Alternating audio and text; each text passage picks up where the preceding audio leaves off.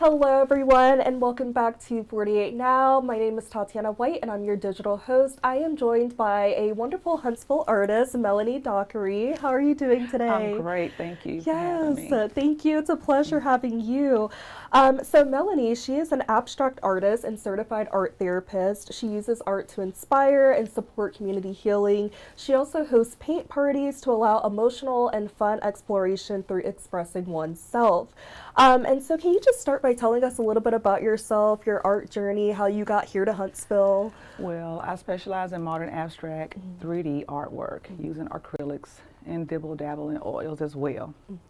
I started my journey a couple of years ago, but before COVID. I got back into going to paint parties and realizing that my passion was there from childhood. I kept the journey going when I did childcare, able to do arts and crafts with kids and painting and everything, and just one way to calm the kids down, to relax and to leave all their worries on their canvas. And that's what really relaxes you and just enjoy the moment and not be so structured in your art. Like I said, I am self-taught, and it just really soothes the soul. Yes, and I feel like even painting, coloring, I'm not the best, but it is very soothing. And you don't have to stay in the box. Yeah. It's okay to go outside the box. I'm telling you, it's okay. Yes. And so how did you get to Huntsville? And you work out of Low Mill Arts and Entertainment Studios. So how did you get there? So 18 years ago, we moved here from our last duty station, military retired Army, and we were at Fort Hood, Texas. And we came here, and it's been like a little big city, but now it's like a huge city. It's turned into like this huge city. And I remember visiting Low Mill, just venturing out, trying to get our surroundings here in Huntsville and learning our way around. And we came about Low Mill. I fell in love with it. I just felt like it was a place I belonged. So years later, daycare, substitute teaching, working at a high school, I finally laid my my art brush there. 3 years, it'd be 3 years, September, actually Labor Day weekend is when I moved in. And I haven't looked back since, and I just love it. It's just so much peace there. Everyone's very warm and inviting, always lending a helping hand, and I just love it. Yes, I'm glad you're here in Huntsville. It's I a am beautiful too. place. We are too. I do. It's growing. I still love it. It's still a little big city. Yes. It is. It is. And so as a certified art therapist, how do you feel like your background and like that therapy type of thing, like how do you feel like that influences just your artistic process and the way that you approach healing through art? Well, having to deal with students, I would say, daycare settings, and able to reach out and redirect the discipline, right? So one way to do that is give them something to do. Yes. Give them crayons, markers, it could be Play-Doh, anything to cognitively get them mentally stable, and just think about something else other than what they shouldn't be doing, right? So when you lay all your troubles and using whether it's a paint, whether it's pencils, whether it's Play-Doh or whatever the case is, it actually soothes their mind, and whatever was going on with them, it's released. Yes. And I feel like when you start a painting, and just like us during the day, we might have a hard day, and whether it's sipping on some tea or whatever. But in my case, if I'm doing art or I'm having an art party, we might come in with a lot of things that we've dealt with that day. But I tell you one thing, when they are done with their art and we're having a good time, they've forgotten everything. Yes. And whatever they have created on that canvas, they have released it. And to me, that's art therapy. It's just releasing don't worry about what the product is. It's what you got out of it and how you feel after the fact. Because when you leave my parties and my events, we have a great time. And then we do a little dancing just to release some more energy. So I love it. That's amazing. I feel like It that's is. so unique, and It like is. it's just amazing to be able to just let it out and be surrounded by other people, Yeah. and in a judge-free environment Right. where people are not like, oh, Exactly. like you colored out the line. Because no one knows what you've gone through that day. Yes. And a lot of times, it's really encouraged. I really encourage my grandson. He's always, he's 7, Yeah. and he loves art. And whether it's modeling clay or anything, it sort of calms him down and stays focused and Yes. throughout the day. Yes, and now that you said this, you actually opened my eyes. I have a niece, and she is on the autism spectrum, and so one thing that we've noticed is she loves creativity and things like that. So that's something good to know. Yes, I'm at Low Meal Studio 2050. Come see me. I'm telling you. And so what role do you believe like Black history and culture play in your art and creativity process? Because I know there's a lot of things in Black history and a lot of things that some Black professionals and just Black people in general may have to go through. So how do you feel like art and your creativity process is something that's helpful in that? My process is to be able to utilize free expression. It doesn't matter. Free expression and put it on canvas. Yes. Because those are your thoughts, your feelings, everything is there on that canvas. That's the way I feel. Yes. Yeah, and I feel like it's the best way. And like you said, nobody knows your story. And, whenever you take it home, like you'll know, like, okay, on this day I was going through this, or this season of my life I was going through this. And that that's something sentimental to you and your situation. Exactly. So, yes. And you also mentioned like you use art as like a way of community healing, helping others heal and stuff. So can you just share any example that you may have of how your art has impacted someone or a group? Prime example. At Low Meal at the studio, I have where you can come in pop-up art, and it's just $5. People walking through. I've noticed a lot of people bring their kids. Prime example, last Saturday. People brought their kids in, they're going up and down the aisles and stuff, and they saw where I had the option to come in and sit down for ever how many minutes they wish to come in and release all their artistic abilities on canvas, right? And there was a particular little fella that came in, and he was a little, antsy. And after he saw the colorful tablecloths and all the paint pens, which I encourage paint pens of all sizes instead of just paint all the time, because it's all about timing, and stickers, and after I explained what was to do, I promise you, he calmed down. He did. He ended up making art with abstract colors in it, and it wasn't us telling him what to do. It was him being expressive. And even Mom and Dad was sitting there encouraging him, and I just smiled and everything and just let them be. A lot of times we do live in a structured world. We're always told to stay inside the box, do this, do that, go here, go there, right? But when you come in there and you sit down and you do that art, it's free expression, really laid back, and I just want people to have a happy smile on their faces and a happy heart. And when he left out of there, he was so excited. I even gave him a little Valentine candy and everything. But that was one way of healing whatever he was going through. Maybe he wanted to take a time out. But I told a good time out though. I told the parents when they come in, it's just somewhere for everyone to take a break.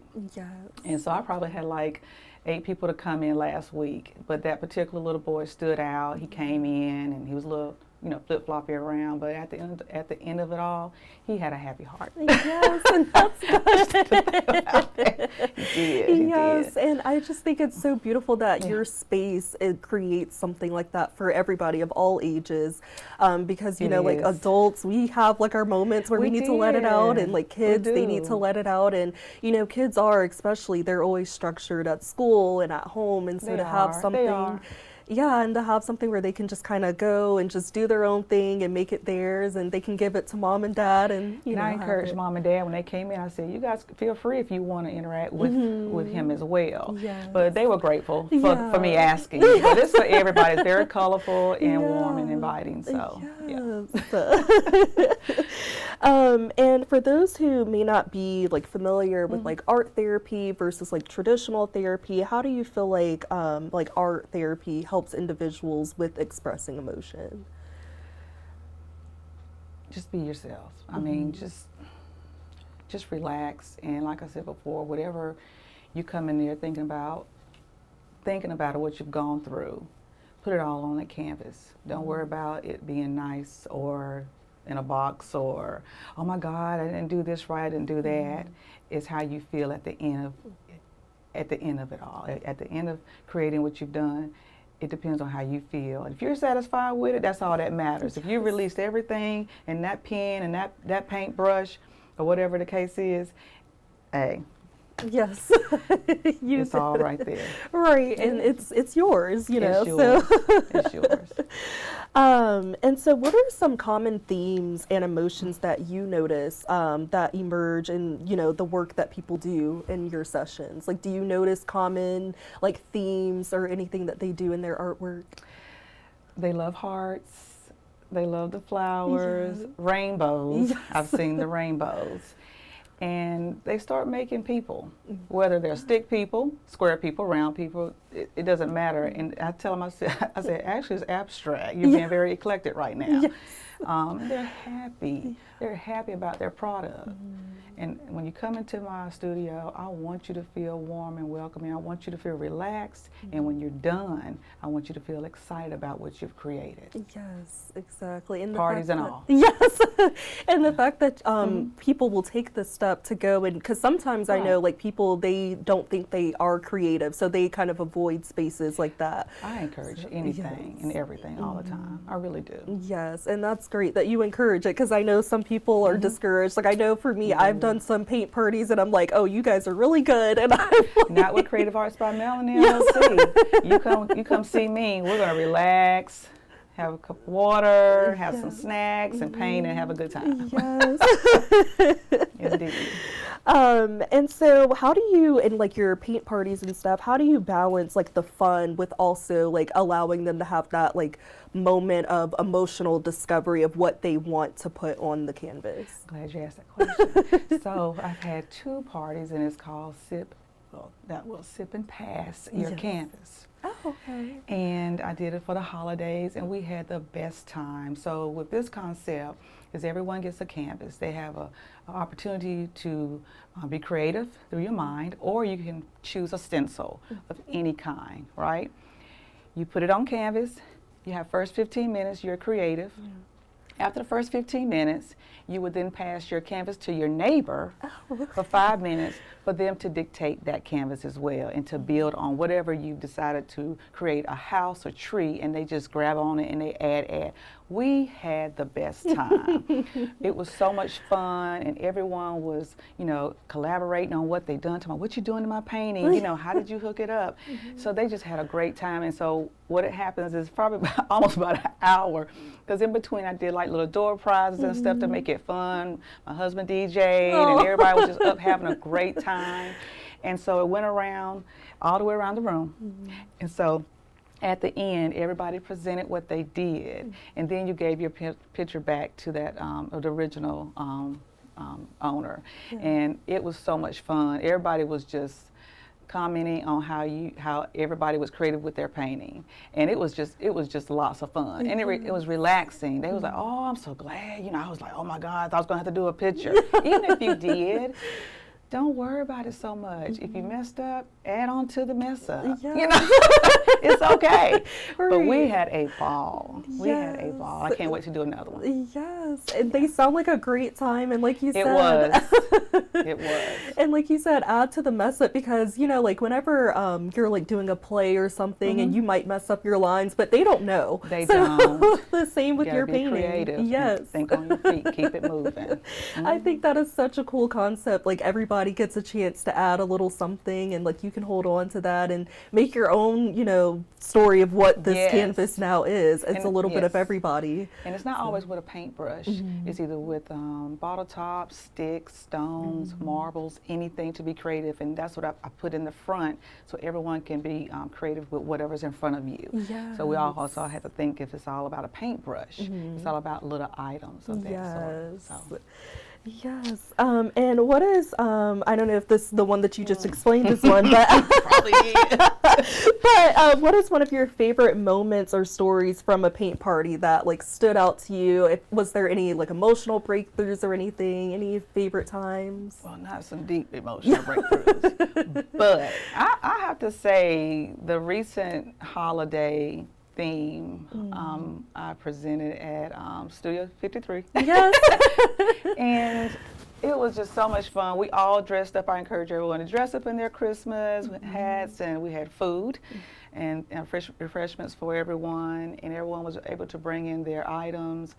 And whatever they came in out the door, I tell you what, there was a lady who was looking for somewhere to have a good time. Well, I had the studio at the same time, so my friend Tiffany Draper encouraged the lady for her work pals to join in with what I had going on. And she did. She brought like 6 people in there, and they had the best time, and they told me that thank you for allowing us, well, having this party, because they didn't have anywhere to go really, and they wanted to do something fun, right? Who wants to stay in the restaurant all the time and eat and just chat? We can do that anytime.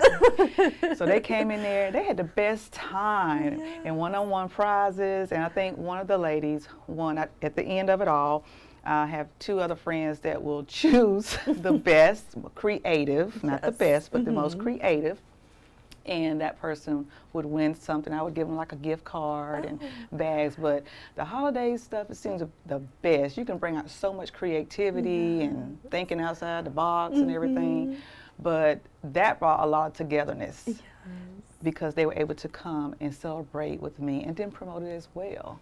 So again, like I said, we had dancing afterwards. We cleaned up while they danced if they were not ready to go home.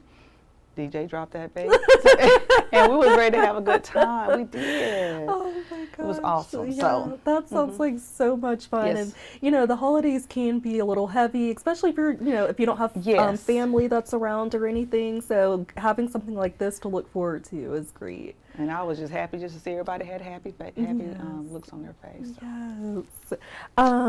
Yes. And speaking of, you know, challenging times or anything like that, have you had any challenges as an artist or trying to put your brand together and stuff? Oh yes, most definitely. That is a ladder I keep on climbing up. I do. Like I said yesterday, I celebrated 6 years of creating Creative Arts by Melanie LLC. I took a leap of faith, and my passion was to branch out more, and I wanted to share the love and my passion that I had with others, and with my little art therapy and having parties and making them feel like they have somewhere to come, like at the studio during their travels at through in and out of Low Mill. But I've had an art block where I've felt like I'm discouraged because it's really challenging as an artist to get your work out there and to be seen. There's so many great artists here in Huntsville and surrounding area, and they inspire me. And like I said, I continue to grow and craft what I have, my talent, and give it to someone else, because just when you think you don't, you do, because you touch and you inspire so many people. And when they let me know, it makes my heart feel so good, you know. And I just continue to keep going, because you're going to have your down times. But remember the small things, the small accolades that I'm starting to get, like being here today. That's a step. That's a step for me. When I started 6 years ago, just to fall back a little bit, it was during COVID. It was a hard time, very challenging, discouraging, but also it opened up doors of utilizing, looking up, getting certified, you know, of that nature. I also do event planning on the side, you know, but it's just growth. And I'm not going to stop. I'm going to keep going. And it starts here today with you, Tatiana. I appreciate the opportunity. And just to share my joy with others. Yes, and you are I feel like, very joyful person, and so I know people enjoy your parties. I am. I love to have fun. I love to help others and make people have, you know, relax. Yes, and I think it's great because even though COVID was hard, the fact that it gave you time to, like, it gave everybody time to just slow down and really focus on what you wanted, and so you were able to figure out how to get certified and figure out, you know, the studio space and what you wanted to do, so you had time to really visualize it all out, and it came together. So I'm still visualizing, but it's okay. It's a good visualization.